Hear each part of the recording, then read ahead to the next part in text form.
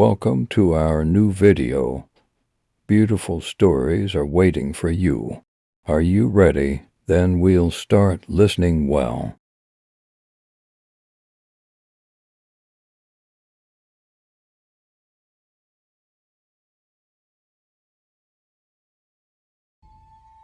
The Death of Eliza Lamb.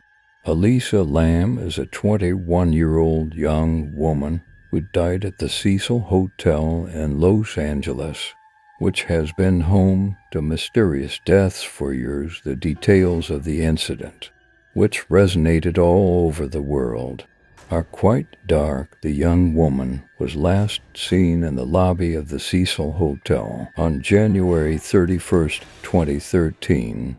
Meanwhile, he was on a trip to California that he had dreamed of all his life. He was talking to his family on the phone every day and sharing on Facebook. However, on February 1st, 2013, Eliza did not call her family and almost disappeared. Soon the cops got involved and her parents decamped to Los Angeles to search for their daughter. The Los Angeles Police Department released a video of Eliza Lamb's awkward moments in a hotel elevator in February. Acting quite strangely, Eliza was talking to invisible people in the elevator, looking around the corner of the door, crouching and hiding. There were theories about Eliza's behavior, such as a psychotic episode, a demonic plague, an out-of-sight attacker. At that time, hotel guests reported that there was something strange in the water supply of the Cecil Hotel. There were complaints that the shower was terrible. The water flowed black at first and then returned to normal. I was also told that the taste of the water was very strange, sweet and nauseating. On February 19th, a hotel employee went up to the roof to check the hotel's water tanks. It was here that they found Lamb's decomposed naked body, whose personal belongings were nearby. On the other hand, there is no image of Eliza after she left the elevator, so he somehow got on the roof, got into the water tank. The lid closed on him and drowned. Although the tank has a metal latch that can be opened, according to the authorities, access to the roof is provided by an alarm and a lock. Also, many people think that it is impossible to close the lid, especially by a weak woman like Eliza.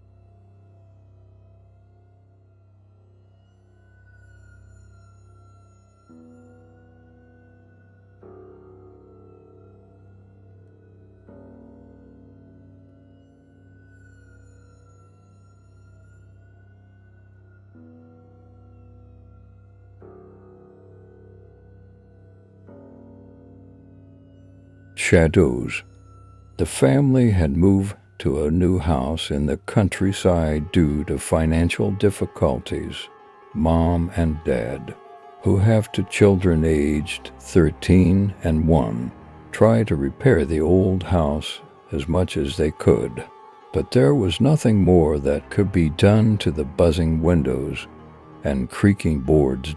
In the family, which was trying to get used to its new order, the only person who was satisfied with its state was little John, the baby, who normally cannot stand alone, constantly wants to play, was walking around the house daydreaming, smiling to himself, and generally seemed to be having fun.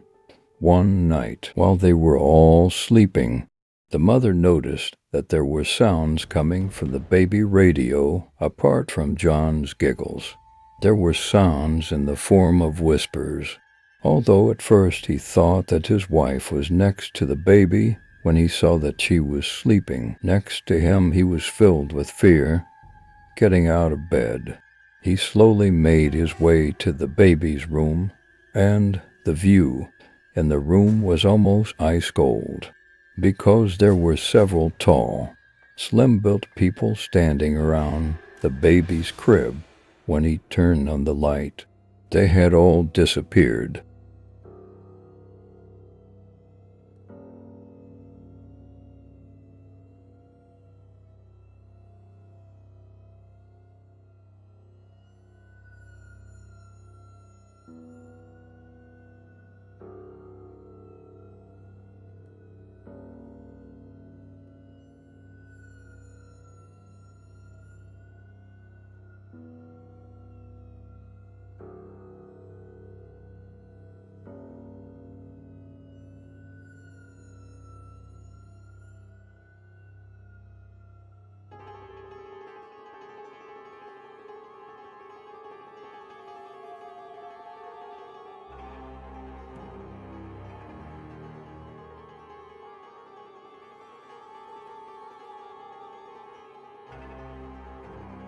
The Russian sleep experiment. Keep cutting subjects 2. They were political prisoners captured during World War II, and before they started the experiment, they were told that at the end of 30 days, the survivor would be released. The purpose of the experiment was to determine how long a person. There was enough food and water in the room for 5 people for 1 month. In addition, stimulating gas and oxygen were constantly given to the room to keep the subjects from sleeping. Although everything went well for the first 5 days, things would change after that. The prisoners stopped talking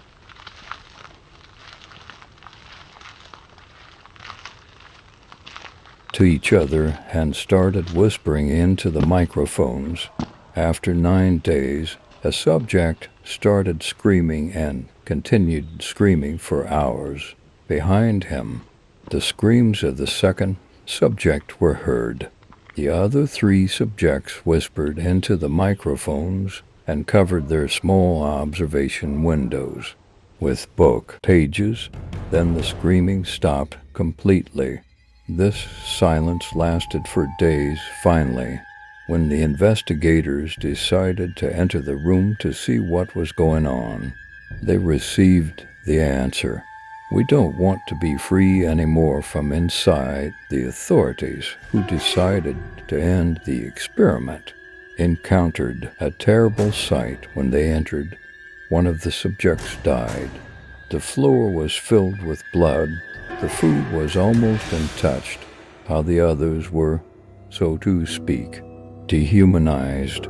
The subjects, whose skin was torn apart, had visible internal organs. The authorities, who survived the shock, tried to take the subjects out, but they did not want this. During this struggle, one of the soldiers and subjects died, while the testicles of another soldier were severed. The 3 surviving subjects were taken to medical centers and tried to be treated, but they all wanted to stay awake, insisted on taking more stimulating gas. One of the subjects fell asleep days later with the anesthesia given and never woke up again. Another subject smiled several times during the operation, and one of the nurses heard him say, "Keep cutting." Despite all this, the military official ordered the researchers to lock the 2 subjects back in the room, and upon this order, he was shot by the researcher. He ordered the researcher, who thought that this experiment had already exceeded its purpose, then kill the subjects. But before killing the subject, who could still talk, he did not neglect to ask him what happened. He received from the subject, "Did you forget so easily? We are you." His answer, which began with "We are you," was at least as scary as he was.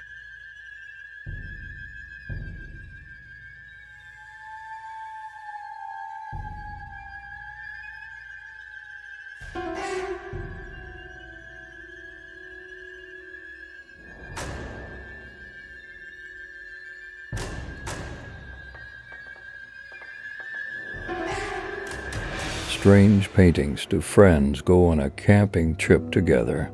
But shortly before dark, their car breaks down, even if they go out to look for help. No one passes through the forest path. Young people who've been walking for a while see that there is a house behind the trees and knock on the door of the house, but there is no sound or sign of life around. Friends who enter the house through the back door look around in the hope of finding a phone, but their efforts are in vain. They can't see much in the dark anyway. Eventually they get tired and decide to sleep there. Teenagers who get under a blanket and lie down together can't sleep for a long time because of the strange paintings hanging on the walls, because they all seem to be looking at them in a strange way, and their appearance is also quite scary. Young people who fall asleep with fear are looking at the paintings wake up the next day with the sun's rays hitting their faces, and soon after getting out of bed, they look around in horror because the paintings on the walls that disturb them at night actually not paintings. There are only small windows there.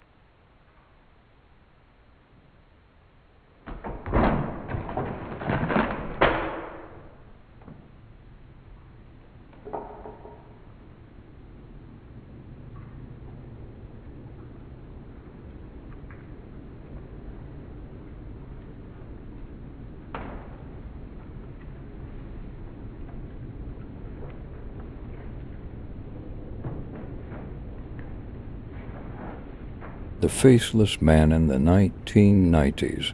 We lived in a town quite far from the Canadian province of Quebec. The nearest house to our house belonged to our neighbors who lived 3 kilometers away. At that time, I was 6 and my brothers were 4 and 2 years old on a cold winter night. We were sleeping wrapped up in each other. Then we woke up to sounds coming from downstairs. It was the voice of a strange man, and he seemed to be talking to himself in a language we could not understand. My father came down with his rifle, telling us not to make a sound. My breath is getting a little faster as footsteps creak up the stairs. I was praying that the person below, most likely the thief, would not hurt my father. After half an hour had passed, my father came back with a decrepit face. When we asked what happened, he said just a mouse and fudged it, but I knew he was lying. When it happened the next day, my mother could not resist my insistence and told me what had happened. When my father came downstairs, there was a man in the middle of the hall who was pacing like crazy. On the one hand, he was walking fast. On the other hand, he was talking to himself. At my father's question, "Are you all right?" the man suddenly stopped and turned his head towards him. My father, who did not know what to do in the face of the sight he saw, immediately returned and turned on the lights. But when he returned to the hall, there was no one in front of him. And with the shock of the faceless man he saw seconds ago, he told us just a mouse, and told my mother what had happened. Soon after my mother told this story, one of our neighbors came and they started chatting together, and I started to get more scared by what I was hearing, because after the woman who came asked my mother if we knew about the accident that happened at night, she told me that a young man had crashed on the road and died terribly because of a tree branch that got stuck in his head. As the woman continues to talk excitedly, the only thing my mother and I was thinking about was the faceless man who came to our house last night.